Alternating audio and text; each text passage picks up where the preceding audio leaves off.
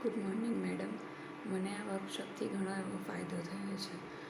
પહેલાં તો મને એવું કહેવાય કે હું પહેલાં એવી હતી કે કોઈપણ વસ્તુને જલ્દી નેગેટિવ લઈ લેતી હતી. કોઈપણ કંઈક કહે તો એ વસ્તુ મગજ ઉપર ઘર કરી જાય ને એ વસ્તુને હું ઊંધી રીતે લઈ લેતી હતી કે મારે કોઈ કહે, ધારો કે આ સબ્જી તમારાથી આજે સારી નથી બની, તો મને એમ થાય કે બસ દરરોજ સારી બનાવીએ છીએ તો કોઈ વખાણ નથી કરતું, અને આજે બગડ્યું છે તો આજે બધા મને કહી જાય છે.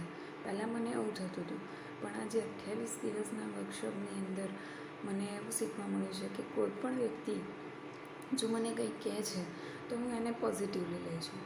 સાચી વાત છે કે આજે આ વસ્તુ મારાથી સારી નથી બની, આજે આમાં કંઈક મારી ભૂલ થઈ છે, તો હું એને સ્વીકારી લઉં છું અને એનું માનું છું અને એને પોઝિટિવ રીતે કે હવેથી હું જે બનાવીશ એ ખૂબ સરસ બનાવીશ અને સારું બનાવીશ.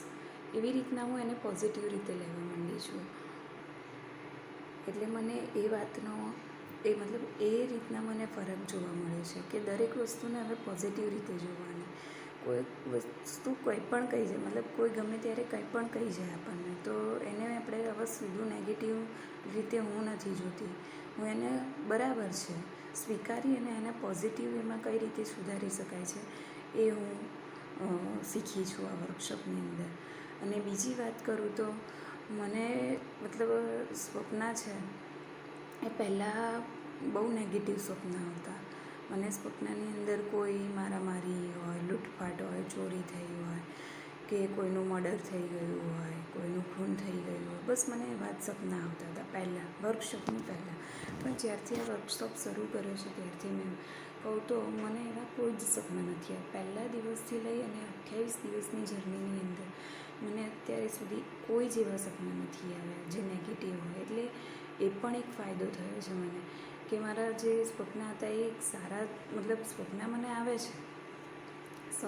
છે, મને યાદ પણ રહે છે અમુક એવા સપના, પણ એ સપના હવે પોઝિટિવ કહેવાય ને કે એ જે નેગેટિવ સપના હતા એ દૂર થઈ ગયા છે અને એના બદલામાં હવે મને પોઝિટિવ રીતે બધું જોવા મળે છે કે મારી સાથે આવું થઈ રહ્યું છે, મારી પાસે આવી રીતના સુંદર એવું સરસ મજાનું મકાન છે, હું ત્યાં ફરી રહી છું, પાછળ ગાર્ડન છે ત્યાં હું બધું સાફ કરી રહી છું. બસ એવી રીતના મને પોઝિટિવ સપના આવવા મળ્યા છે. પહેલાંના જે સપના હતા એ બહુ જ ખરાબ રહેતા હતા અને હવેના જે સપના આવે છે એ સારા રહે છે. એટલે મને આ વર્કશોપથી એ પણ ફાયદો થયો છે.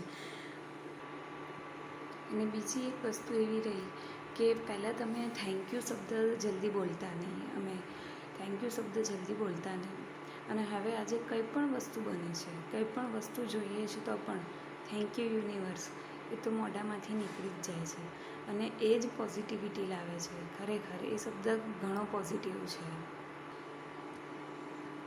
પહેલાં એમ કહેવાય કે બધા માણસો હોય એ મને નેગેટિવ જ દેખાય કે આ વસ્તુમાં આનામાં છે, આ વસ્તુ આનામાં છે, આ તો આવું છે, આ તો આની પર્સનાલિટી આવી છે, આ આવી રીતે છે, આ ખરાબ વસ્તુ જ દેખાતી. હવે એ નજરિયો પણ બદલાયો છે જોવાનો કે એ વ્યક્તિ છે એનામાં સારું જોવાનો પ્રયત્ન એટલે કે હવે એ વ્યક્તિની અંદર શું સારું છે એ દેખાવામાં લાગે છે કે આ વ્યક્તિ છે તો એની અંદર આ ગુણ સારો છે, આપણે એ પ્રમાણે એના જેવું કરવું જોઈએ. એવી રીતે પોતાની જ સાથે વાત કરવી એ પહેલાં નહોતું આવડતું કે આપણે પોતાની જાત સાથે કેવી રીતે વાત કરીએ, બીજા સાથે વાત કરીએ છીએ તો આપણે એ વાતોને કેવી રીતે મેનેજ કરીએ છીએ. કહેવાય ને કે ઇન્ટ્રોવર્ટ નામના પર્સન હતા એ હવે આજે એક્સ્ટ્રોવર્ટ એટલે કે બહારના જ લોકોને સાથે હળીમળીને કેવી રીતે રહેવાય, કેવી રીતે વાત કરાય એ પણ ઘણું શીખવા મળ્યું છે આ વર્કશોપની અંદરથી.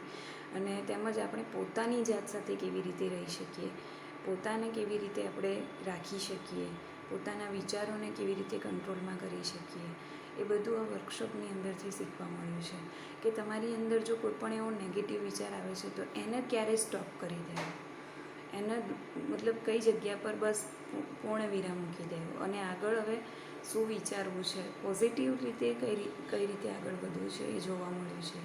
મેમ આ રીતે વિડીયો ઉતારવા મને પહેલી વખત થોડું અચકામણ થાય છે બોલવામાં, પણ ખરેખર વિચારો મારા ખૂબ સુધરી ગયા છે આ વર્કશોપની અંદરથી. અને મને ખૂબ સારું એવું ફીલ થઈ રહ્યું છે. So thank you universe. Thank you Aarti ma'am. Love you Aarti ma'am. By.